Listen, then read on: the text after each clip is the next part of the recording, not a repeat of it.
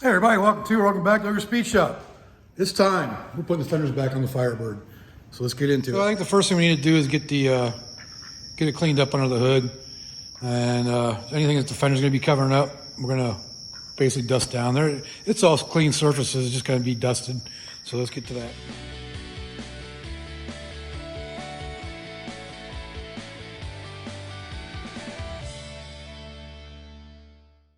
Let's go ahead and get the first fender on there.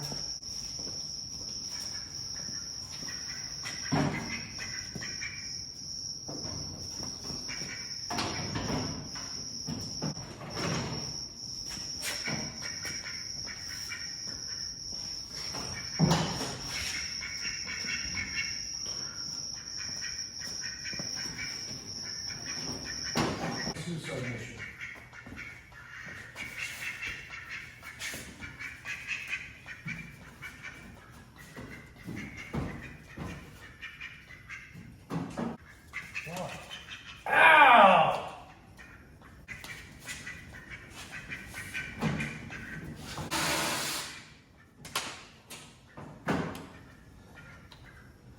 You're being nice today, dude. Don't talk back to me.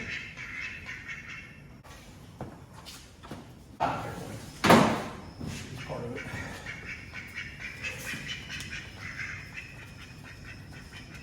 Stop.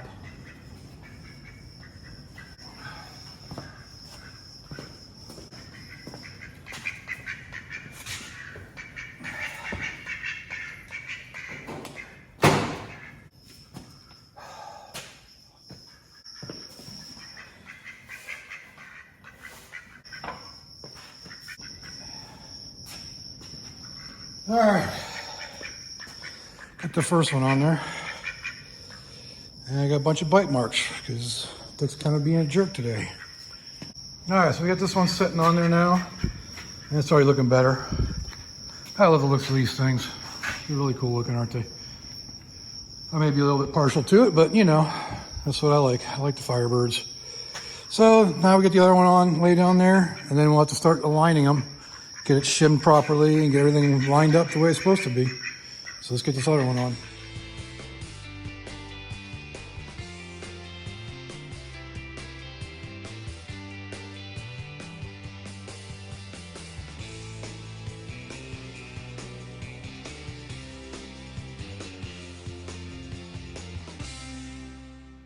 All right, so we have the driver's side fender on. It's not bolted up or anything, but we have to get in here and you'll see there's shims that need to go in here, shims in here, shims up underneath the quarter panel, or the fender, all the way up underneath here, there's some shims. And we just gotta, dang it, duck. So basically we gotta work on this door gap right here. Get it in there good and lined up, so got a little ways to go on that. But that's what we're gonna do now. Let's see if we can sort out what goes where on this thing. It's been a little while, so I gotta figure it all out. Let me get a tray.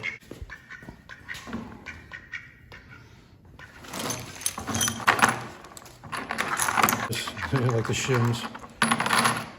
Okay, so these two that have the Phillips head on them, you see that? These go, they're the ones that go right here into the fender. So that's what those ones for. So yeah, we'll figure that out as we go. We'll get the car jacked up, get the wheels off of it, because it's gonna be a little bit easier to get the fender bolts up underneath there in without the wheels on there. I mean, it's possible to do it with them on there, but it's just gonna be easier with them off. So let's get that going.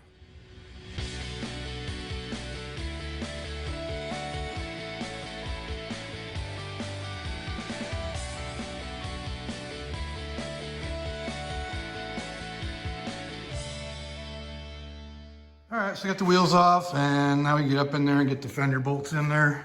If you look up in here, there's a bolt right there, bolt right there. So that's all the places that these things need to go to. It's a lot easier to get to now.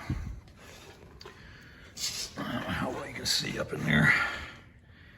Probably not very good, but They get all the bolts in there now. All right, so we gotta set this door gap. If Dick would be quiet for a minute.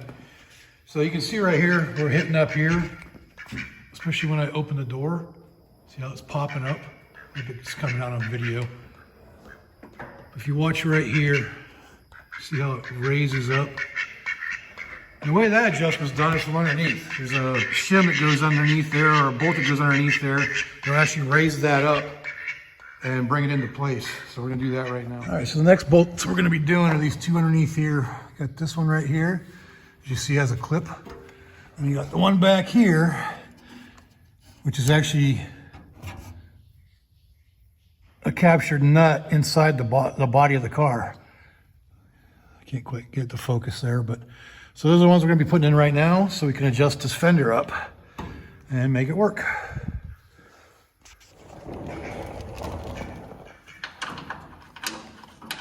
This one you definitely want to be careful with the cross thread because that takes cutting out body panels and everything to replace. Seems to be screwing in. Let me get a new light.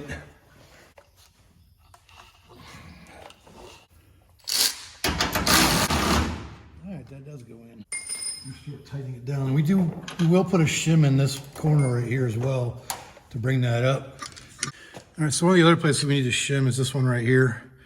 So we're going to start cranking in a little bit, see how much we got to put in there. I'm going to go from there. I'm going to put this one all the way in first just to see where that puts us. See if we can actually close the door or not. Okay, so that's pulling that in and hitting over here. So we need to push this up on the outside. Let's see if we can show you here. So if we push this up from the bottom, that's going to bring this corner, this little edge right here, out, so this stops hitting on the door. So we need to push up on the bottom now. That's way too far in there. The door's shut. You can see how much that gap is. So I need to shim the top part first. And I'd say probably, well, these are 1/8 inch shims, so maybe 2. So let's stick 2 of them in there and see what happens with that and go from there. All right, so if you see right there, I got 2 shims in there. I just need to tighten it down and see if that brings that upper corner into spec. Now let's see where we're at on the door jamb. All right, so that brought it right into where it needs to be. I don't have any thinner ones, I don't think. The thinner one would probably make it a little bit better. But we might be able to bring that up with the bottom. So anyway, just by bringing that out, you can see how the door doesn't hit anymore.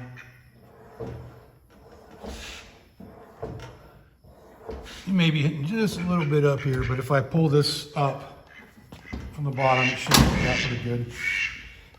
So let's get the bottom dialed in here. See how there's a little bit of a gap there. So if I push this up and mount it higher, it should work it out a little bit better. Out. I'm gonna bring it out and up. All right, so making this gap work is getting kind of tough. I think we can bring the door forward a little bit, but then it throws up the gap in the back. So I think when I repair this, I'm gonna have to do some extending of the metal to bring that back in. But that's down the road a little bit. And this could probably come, it's level up here. These lines are off here. So maybe that could go in. I don't know. Like I said, it's kind of hard when you got metal.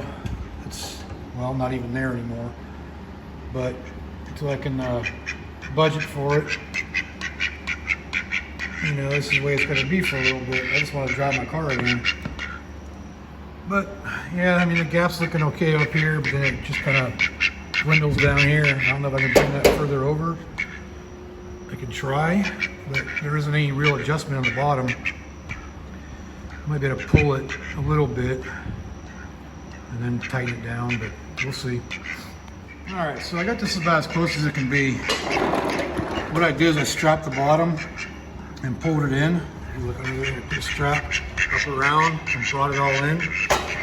And it is bulged out a little bit right there, but if you can see, I think that's from rust and from that panel starting to come apart.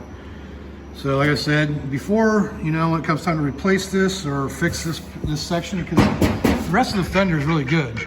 It's just this piece right here is a typical rust spot for these. And I know some company, hopefully AMD, makes a patch panel for this. Because I don't want to replace the whole fender because I don't think that's necessary. It's just I gotta replace this one quarter, or this one piece right here, this one section. So let's hope for that. But you can see the door opens just fine now. I think a lot of this kind of stems from the original body damage that was on the quarter panel back here. And it might still be like tweaked a little bit up here. The way this is bulged out makes me think that maybe it even came into this a little bit, but it's hard to say because that is quite a bit of rust behind there. But that's the driver's door, driver's side, pretty much done. So I can go ahead and tighten down the rest of the bolts.